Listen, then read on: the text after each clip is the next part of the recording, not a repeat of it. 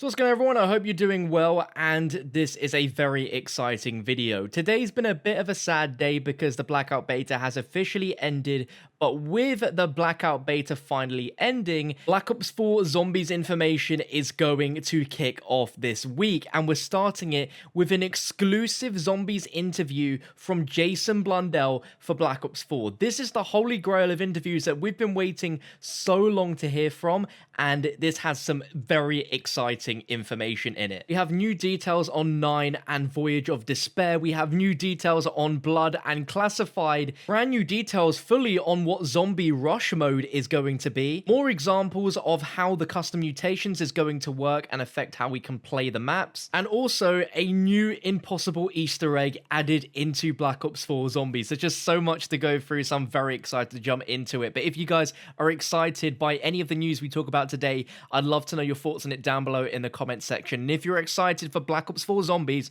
drop a like rating. Now, this info has all come from a brand new interview that Gameinformer had with Jason Blundell at Treyarch. I'll link down below in the description, full-fledged 18-minute interview, but in this video, we're going to be dissecting and cutting down that and bringing you what I think are the best points to bring up and talk about. Very exciting new info here. So we're going to start off with the most obvious, which I've seen so many people asking about. What the heck is happening on Classified? We've had no details about it, and whilst these are very scarce and short details, I'm going to let Jason explain it. He talks about 9 first, then talks about Blood, and then talks about Classified. Because if the Aether story is anything to go by, in a couple of years' time, it's going to get more and more complicated. So jump in now, kids. It's a fast train. Jump on. Here we go. So 9 is a point in the story that our gang, so that's Diego, Shaw, Scarlett, and Bruno, are on a quest to discover answers. That's as specific as you're going to get out of me. And they've found themselves in this cave, to which a mysterious voice is saying to kind of find your answers, you must breathe deeply of these vapors. They do so, and then they appear to have traveled back in time to a different location where some sort of ancient ritual is taking place, and they have to fight to survive. Right. Perfect there. Yeah, you hit it all. All right, so what's the story set up for Blood of the Dead? We are following the Primus gang.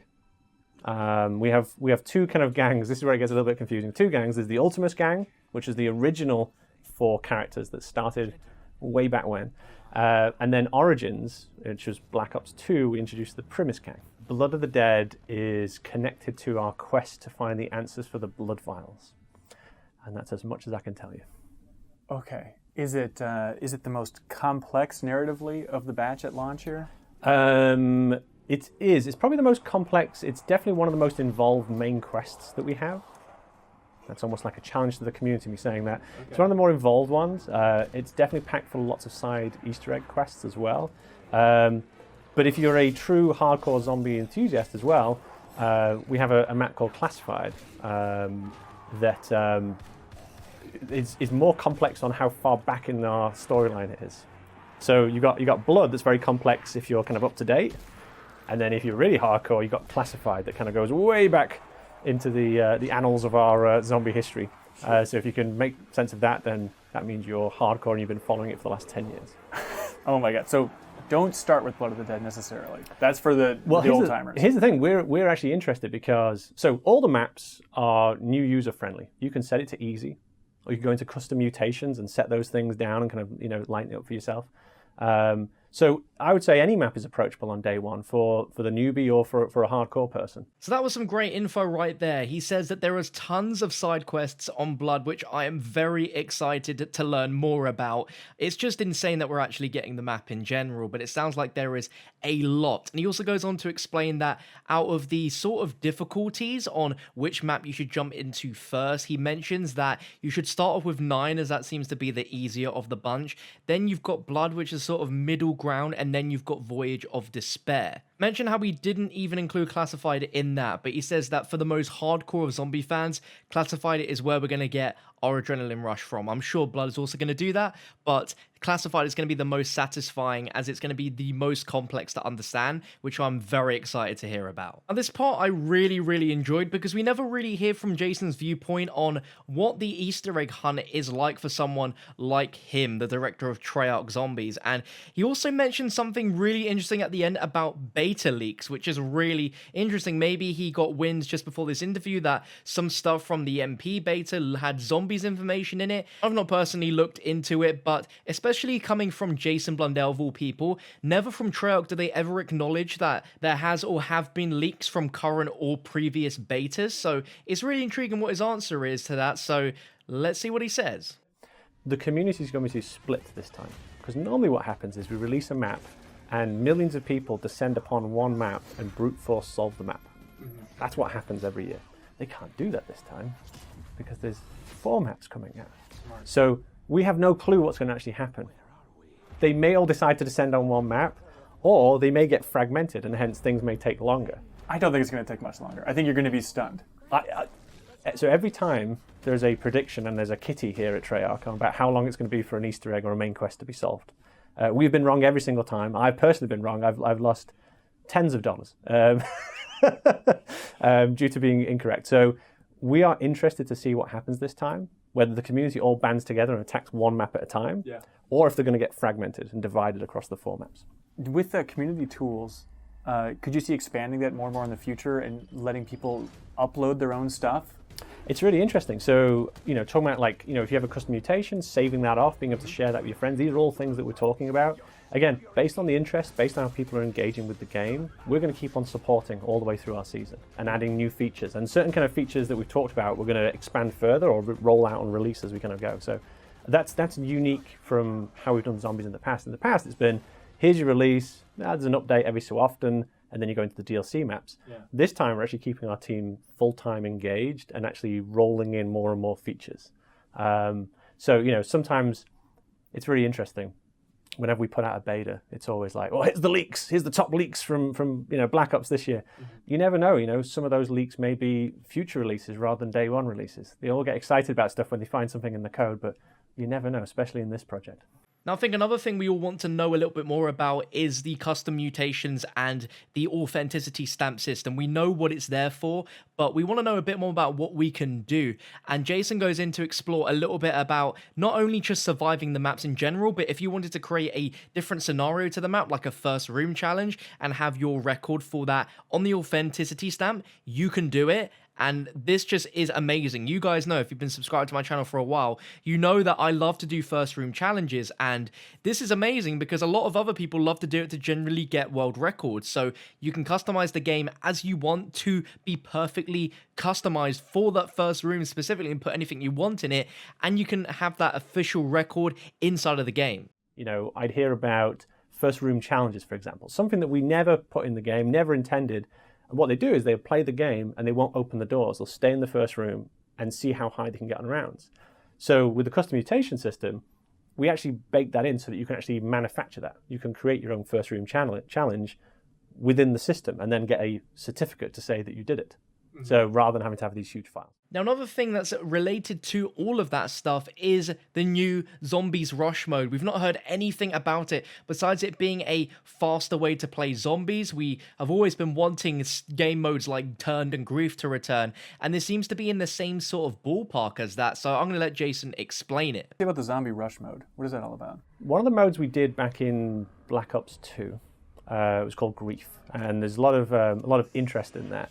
I've stated on record before that Grief would only come back at the point when I was happy with it. I think our first implementation was good, but I felt there was distance to be taken there, and so that's a still ongoing thought. But Rush mode is something that we thought would give the community that allows them to compete with each other in a more kind of arcadey fashion. So what it means is that you start off, you're playing, all the weapons are free, the doors kind of unlock as you kind of go along, so you don't have to worry yourself with the complexities of the zombie mode, so it's easy to kind of jump into, but allows, if we're playing together, it allows us to kind of collect these zombie points, and as we collect them, you see your name almost like a kind of racing game. You see your name kind of going up the leaderboard. So there's kind of friendly competition about beating the other person. I see a lot of people sliding in and grabbing the points before the other person. It's an easier barrier for entry, and then it's competitive with their friends in a more casual way. Grief was very much kind of hardcore, like you're really trying to stiff the other person. This one's a little bit more casual. It reminds me a little bit of remember Gauntlet back in the day. You know, it's kind of, there's a friendly competition there, but grabbing the power up or grabbing the ammo before the other person, there's a little bit of friendly competition. So that's what essentially rush mode is. So it seems you're going to be playing with teammates, but you are all fighting for your own different scores. I assume by killing zombies, grabbing power-ups, you can affect other players like you could in Grief Unturned as well, such as picking up max ammo so players have to reload, or having a monkey bomb which makes the players attracted to it. Them sort of mechanics like that are seemingly going to have some sort of similar reminiscence inside of the zombie rush mode, and it sounds really fun. I like that there's more ways to play zombies than just the traditional survival mode here, and they say they're going to support the game going forwards in the future with even more stuff throughout the year by having a full team on it, which to me is music to my ears. Jason even acknowledges that the past way that Treyarch Zombies has been supported has been a little bit lackluster, which sounds insane for us to even be saying that sort of stuff, but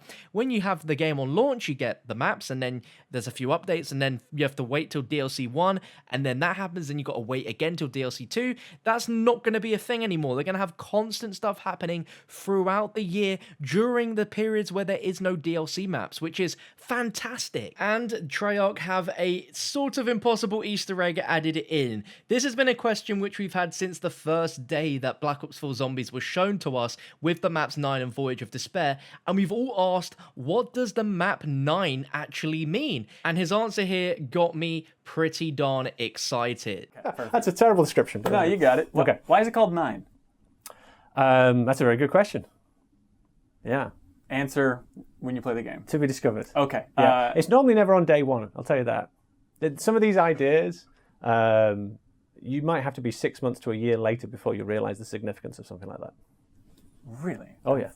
And this is one of those cases. This is one of those cases. So it sounds like we might be waiting a long, long time before any of us actually truly clock what the map 9 actually means. This has got me seriously excited for Black Ops 4 Zombies, and the fact that we're getting more stuff throughout the week and probably the rest of September from Gameinformer is really exciting. Like I said, if you want to check out the full interview, I'll put it down below in the description. Also today, Avenged Sevenfold released their new song Mad Hatter, which is featured in the 9 map for Black Ops 4 Zombies, and they did mention in an interview with Kerrang magazine that there is a music video which has in-game footage from the map, so we didn't get that today, so I'm expecting it tomorrow, since Tuesdays are the days that we get trailers. Either way, we're getting some sort of new Zombies info tomorrow, so if you haven't already, make sure to hit that subscribe button and turn on notifications so you do not miss any future uploads, because we are going hard on Black Ops 4 Zombies up until it's released now, and I can't believe it. This is just so exciting. Great interview from Gameinformer, Jason Blundell hitting us with those cryptic, amazing answers that we love, and I'm just super excited. If you want to catch my video uploaded earlier, which was a live stream of the final hours of the Blackout beta, including such a tense last game, you can catch that on screen now, as well as all my various videos I've been uploading throughout the last week. But thank you for watching, you're amazing, continue the support, and I'll catch you for more videos very, very soon.